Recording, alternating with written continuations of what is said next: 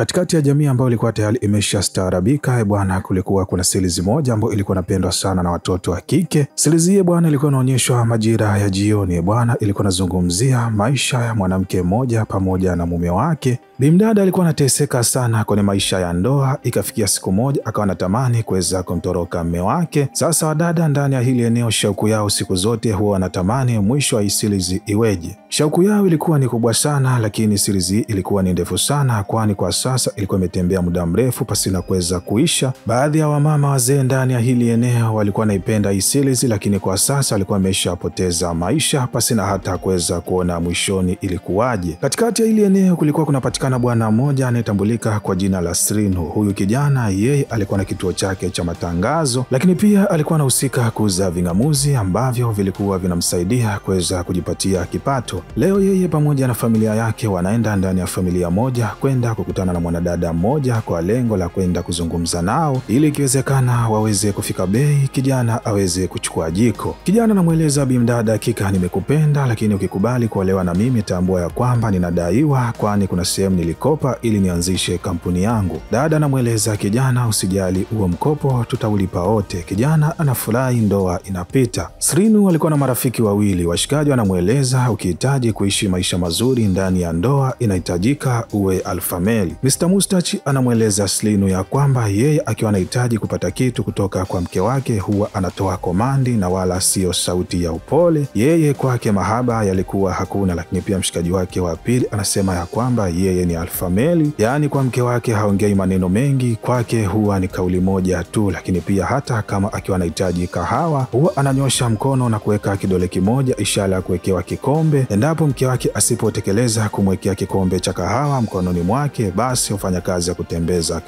Srinu kwake hii ilikuwa ni kipengele kikubwa, kwani mshikaji yeye alikuwa ni mstaarabu sana, lakini pia alikuwa anafagilia mahaba. Leo usiku wa kwanza kipindi ambacho alikuwa kaingia chumbani yeye pamoja na mke wake bwana bimdada, si akakaa chini akaanza kuiangalia ile series. Srinu akashangaa sana mke wake jinsi ambavyo alikuwa katulia, yani wala alikuwa hatikisiki. Mshikaji alipochoka kuvumilia ikabidi ajikunje kwenye kitanda na kuweza kuchapa usingizi. Siku iliyofuata hali ikawa ile ile, lakini Srinu leo akasema hakika sitaweza kukubali, ukizingatia pia alikuwa hajapiga mavitus. Akaelekea katika swichi kwa lengo la kwenda kuzima. Bwana alishuhudia mke wake akipiga kelele ambazo zilikuwa sio za kawaida, lakini pia aliponyosha mkono kitanda kilitoka kutoka upande mmoja kuelekea upande mwingine. Mshikaji ikabidi awe mpole, akajikunja ukutani mpaka pale ambapo mke wake alipomaliza kuangalia ile series. Asubuhi na mapema anaelekea kwa washikaji wake akiwa akavurugwa sana, lakini kipindi ambapo alipoanza kueleza anashangaa Mr. Mustachi naye anaeleza hali ile ile alpha male. Akawacheka na kueleza kwamba yani nyinyi mnasumbuliwa na watoto wa kike. Washikaji wakamueleza kama ni hivyo siku hii leo usiku asiende kazini, kwani mshikaji shift yake ilikuwa ni wakati wa usiku na ndio maana alikuwa kutani na maswaibu. Mshikaji ili aweze kujionyesha kwamba yeye alikuwa ni kidume akakubaliana na waungwana. Mshua akawalika machizi wake magetoni waje washuhudie jinsi ambavyo atakavyomuendo mke wake. Bwana muda ukafika, bimdada akaketi chini, mshikaji akawa anataka kahawa. Alivyoona mke wake alikuwa msikilizi akaenda kuzima TV, kisha akatoa betri kwenye remote na kuzitupa kusikojulikane. Bwana bimdada akainuka akamkaba mshikaji na kuweza kumuinua kwa kutumia mkono mmoja. Washikaji upande wa nje wakawa wanashuhudia bwana hiki ambacho kilikuwa kinatokea kwa mwenzao. Mwamba akaanza kukimbia kwenda kuzitafuta betri ili aje ampatie mke wake ili noma liweze kutulia.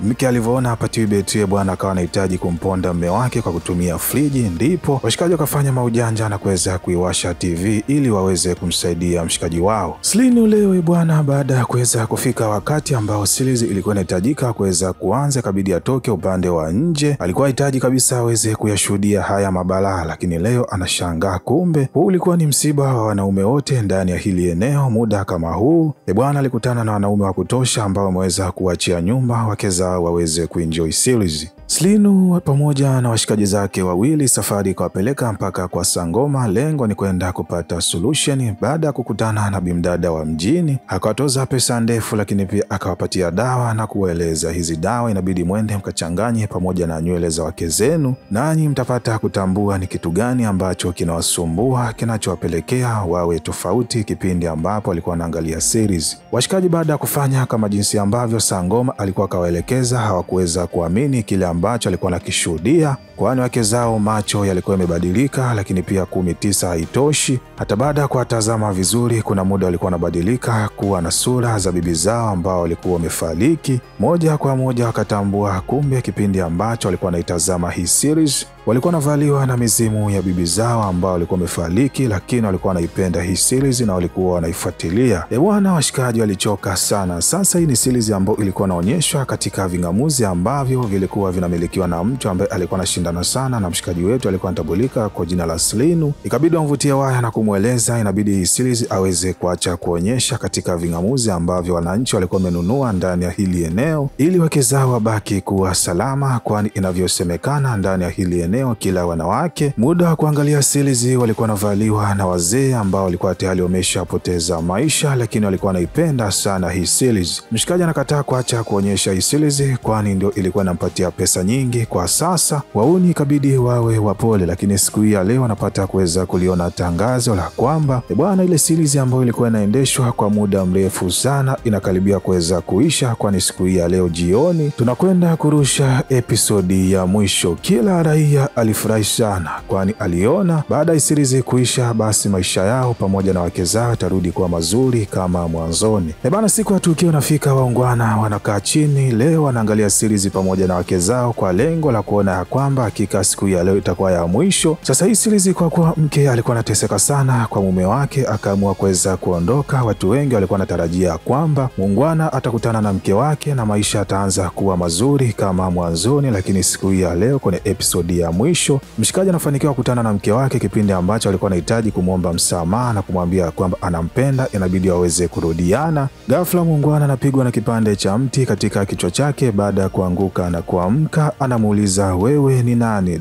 Hii ikiwa na maana ya kwamba mwamba amepoteza kumbukumbu. 19 haitoshi, waungwana anasema hapa ndo mwisho wa hii episode. Usikose katika kipande kinachofuata ili uweze kupata majibu yote. Kila mmoja anapiga kelele na kukasirika sana, inakuwaje mpaka sasa imefikia episode 2999 na bado anahitaji series hii iendelee? Bwana, hii ni hatari. Slinu akakusanya wanakijiji mpaka kwa Sangoma kwa yule bimdada mjanja wa mjini. Baada ya kufika, anawaeleza kwamba inaonekana wake zenu wanavaliwa na mizimu. Sasa ili wake zenu waweze kubaki kuwa huru, inahitajika mweze kutafuta solution ya kitu ambacho hii mizimu ilikuwa inahitaji, na endapo mkishindwa kufanya kwa wakati, mizimu hii itawaangamiza wake zenu, lakini mkifanikiwa kuweza kupata kitu ambacho wao walikuwa wanakihitaji, basi hii mizimu itaondoka na wake zenu watabaki kuwa salama. Washikaji walitambua kwamba kwa Sangoma atapata majibu, lakini wamekwenda na kupatiwa mithali ambayo inatakiwa aweze kuipatia majibu yake. Slinu akaenda kumchana kila kitu mke wake juu ya mambo ambayo huwa anayafanya wakati wa jioni. Bimdada akaenda kukutana na mke wa Alfameli pamoja na Mustach na kwenda kuelezea juu ya mambo ambayo alikuwa kaambiwa na mume wake. Kila mmoja akabaki akawa na maswali mazito. Wadada baada ya kujiuliza ni kweli kila mmoja sasa hivi atambui ni wakati gani ambapo anaenda kitandani na kupata usingizi, hakika wakaona huenda haya mambo ambayo alikuwa anaambiwa yakawa ni kweli. Bwana, series ikaendelea kama kawaida. Ndani ya ile series mume akaendelea kumtesa mke wake, kwani kwa sasa alikuwa hana kumbukumbu yoyote zaidi ya mateso ambayo yeye alikuwa anampatia mke wake. Leo Alfameli kipindi ambacho alikuwa anakula, bwana anakuja kumwagiwa chakula pamoja na mke wake, kipindi ambacho mke huyu alikuwa kavaliwa na mzimu wa marehemu bibi yake. Muungwana kwa kuwa alikuwa analitambua vagi ambao alikuwa linakwenda kutokea, ikabidi tu awe mpole. Bana, hali kazidi kuwa mbaya. Wadada wakaanza kuwatesa wamezao, wanawaambia kwamba endapo huyu mwamba akiendelea kumtesa huyu mwanadada ndani ya series, basi na sisi tuwafanyia majambo zikiwemo hata kuangamiza. Bwana, washikaji kwa sasa wakawa ndani ya wakati mgumu. Ikabidi watengeneze kamati ya muda na kujiuliza ni kitu gani ambacho atakwenda kukifanya ili waweze kulitatua ile tatizo ambalo lipo mbele yao. Kwa bahati nzuri series kwa sasa ikawa imesimama. Slinu akaitumia hii fursa, akatafuta watu, akaanza kuishuti series na kuiendeleza story sehemu ambapo ilikuwa imeishia. Hii ikapelekea raia wengi ndani ya hili eneo kuhamia ndani ya kingamuzi cha Slinu ili waweze kuiangalia hii series. Japokuwa wanawake wengi ndani ya hili eneo kwa sasa walikuwa wameanza kubadilika, kwani hata macho yao yalikuwa ni tofauti, lakini kutokana na series ambayo Slinu alikuwa anaishuti na story ilikuwa inafanana kimtindo, wakawa wanaitazama. Lakini waungwana kila itwapo leo wakawa wanaumiza kichwa, bwana hii series wataimalizaje? Siku moja bwana waungwana si wakaweka vipande ambavyo wao walikuwa wanavifahamu. Katika hiki kipande bimdada anamueleza mshikaji ya kwamba ameamua kuacha kazi kama jinsi mume alivyokuwa anahitaji ili yeye bimdada awe mama wa nyumbani. Bwana hawa wanawake baada ya kusikia hii kauli hakika walimaindi sana na kusema hakika hatuhitaji bwana bimdada afanye kama hivi. Vagi siku ya leo lilikuwa ni kubwa sana. Waungwana ikabidi waweze kukutana siku inayofuata, lakini pia wakawaeleza wake zao kila kitu na kuwaomba waende wakaandike script ambayo wataitumia kwenda kushuti ili wamalize hii series waondokane na matatizo ambayo yalikuwa yanawakumba. Wadada wakafanya kama hivyo, na baada ya kipande kuweza kushutiwa siku ambapo ilikuwa inahitajika iweze kuonyeshwa, baada ya muda kuweza kufika, Slinu anakuja kugundua bwana yule mshikaji ambaye alikuwa na kingamuzi ambacho kwa mara ya kwanza alikuwa na wateja wengi na kwa sasa hana. Alikuwa akaenda kuharibu mitambo ya Slinu, sehemu ambapo alikuwa anatumia kuweza kurusha matangazo. Wanawake ndani ya hili eneo baada ya muda wa series kuweza kufika na kugundua ya kwamba kulikuwa kuna series yoyote siku hii ya leo, bwana wakaanza kubadilika na kupiga kelele kisha kuleta noma. Slinu akawahitimu wananchi wote kuweza kukutana sehemu moja, sehemu ambapo kulikuwa kuna uwanja. Sehemu hii wakaitumia kuweza kuweka TV, kisha akaweka ule mkanda. Wanawake wote ndani ya hili eneo wakakutana ndani ya huu uwanja na kuanza kuangalia kipande hiki cha mwisho. Japokuwa wote kwa sasa walikuwa wamebadilika macho pamoja na sura, lakini kipande hiki cha mwisho kilikuwa ni happy ending, kwani mwamba siku ya leo anamwambia mke wake, nenda kaendelee kufanya kazi yako nami nitakusapoti. Lakini pia bimdada anamueleza mshikaji, kuanzia siku ya leo ninatamani kabla hujafanya chochote basi tuwe tunashirikiana kupatiana mawazo. Kiufupi huyu bimdada alikuwa anahitaji ndoa yenye mahaba pamoja na ushirikiano, lakini pia kipindi ambacho series ilikuwa inaisha hata wanawake wote wakawa nakubali hiki ambacho kilikuwa kinazungumzwa. Bwana waungwana alifurahi sana baada ya kuona siku ya leo wake zao wameondokana na matatizo na ile mizimu imeweza kuwatoka. Bwana hapa ndo tunafika mwisho wa picha yetu, lakini kama umeenjoy video hii na umejifunza jambo jipya, basi usisahau kushare, kulike na kusubscribe ili kwa mwanafamilia kupata vigongo vikali vilivyonyooka na kupoa kama hivi kila siku.